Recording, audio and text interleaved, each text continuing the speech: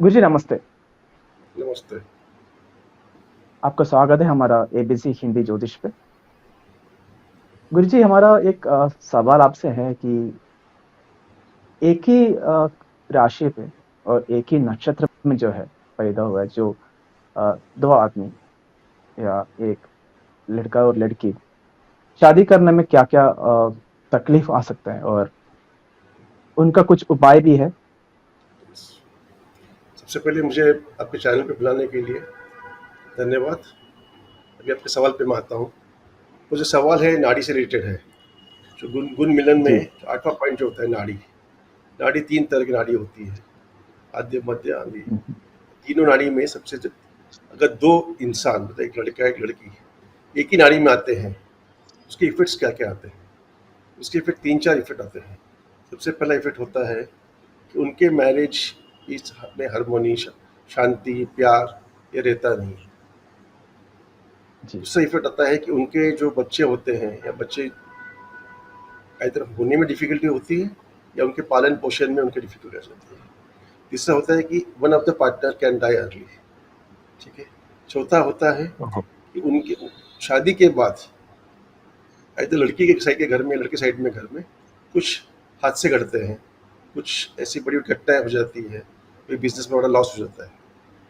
ठीक है। तो इसलिए नाड़ी एक ही नाड़ी में शादी नहीं करना चाहिए, ऐसा एक बेसिक रूल है। उस रूल जी। में भी 4-5 डिवोशन मतलब डेविएशंस है। अगर ये 4-5 कंडीशन फुलफिल होती है, एक ही नाड़ी में आप शादी कर सकते हैं। जैसे अभी आपने पूछा कि एक ही राशि में हो, क्या होता है? जैसे एक राशि में ढाई नक्षत्र होते हैं। हर नक्षत्र के 4 पद होते हैं। हुँ, ठीक हुँ। है। सवा 2 नक्षत्र के 9 पद हो गए टोटल टोटल मिला के। अगर एक ही राशि में दोनों का आता है, ठीक है, नक्षत्र आता है, उसके पद कौन से जी। हैं? अगर पद अलग हुँ, हुँ। होते हैं, ठीक है, और बाकी कुंडली मिल रही है, आप गुण मिलान पे बात कर रहे हैं, तो बाकी कुंडली मिल रही है, दोनों का लग्निश अच्छा है, दोनों का भाग्यश अच्छा है, दोनों की लाइफ अच्छी लंबी है, प्रोफेशनल ग्रोथ है, तो हम लोग इसको इग्नोर करके शादी कर सकते हैं।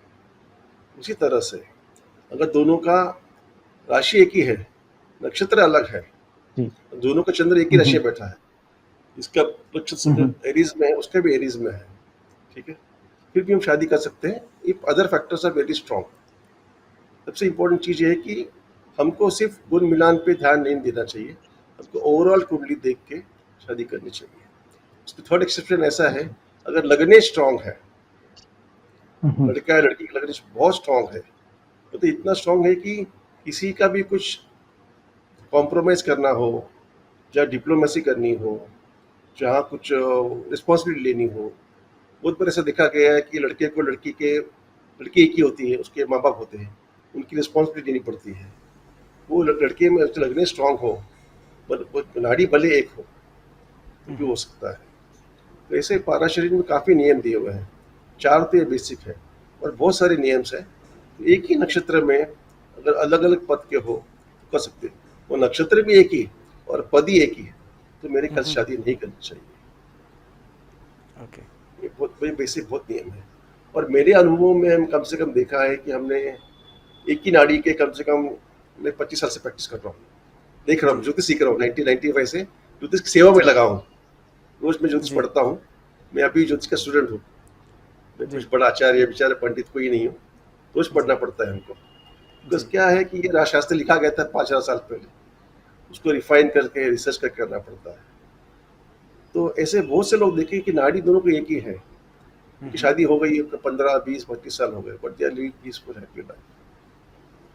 वो उसमें जो एक्सेप्शंस है, एक्सेप्शन में काम करने के बाद उनमें कुछ दोष जी। हैं, उनमें कुछ कमियां हैं, उनमें हुँ, कुछ काउंसलिंग चाहिए, कुछ एडवाइस चाहिए, कोई गाइडेंस चाहिए। वो सारे एडवाइस ज्योतिष का काम है।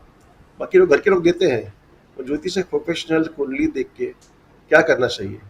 अभी आपकी ये दशा चालू है, आपको फेवरेबल नहीं है, ठीक है, इस दशा में आप इस भगवान के इस मंदिर में जाइए, या इसके दोष निवारण के लिए आप ये पूजा कीजिए, या ये रत्न ग्रहण कीजिए, ठीक है, या इस मंदिर में जाइए, आप इसकी यात्रा करके आइए।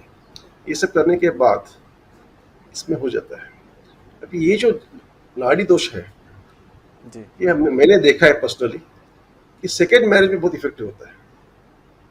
कई बार ऐसा देखा गया है, एक ही नाड़ी के हैं तो डिवोर्स हो गया, एंड कारण छोटा सा होता है, कुछ भी नहीं होता है, तो मालूम पड़ता है कि हम लोग देखते हैं कि नाड़ी दोष की वजह से हो गया।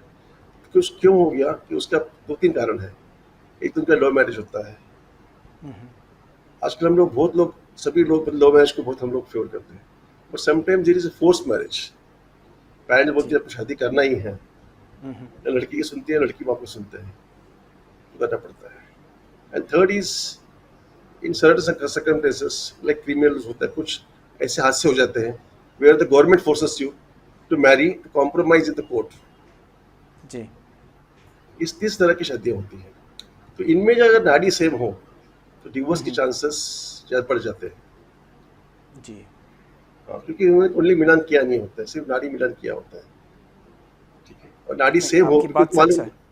है। हाँ, तो इन 3 केसेस में मैंने देखा है कि होना पड़ता है, उसको बहुत से काउंसलिंग करना पड़ता है। The chances of divorce and separations and not talking to each other, living for life long till death, ये बहुत जगह है। तो एक ही नाड़ी में, एक ही नक्षत्र में हो तो शादी बिल्कुल नहीं करनी चाहिए। अगर लग्नेश वीक है, गुरु वीक है, शनि भी पीड़ित है, जी। वापिस शापित कुंडली है, तो फिर नहीं करना चाहिए। ये मेरी एडवाइस है। तो कुछ पूछना है इसके बारे में और? जी, बहुत धन्यवाद गुरुजी, आपने बहुत बढ़िया सा, जो मेरा मन में जो अब तक जो सवाल था हाँ, उसका आपने बहुत अच्छी तरह से उसका प्रश्न को दूर कर दिया। धन्यवाद। धन्यवाद गुरुजी। धन्यवाद।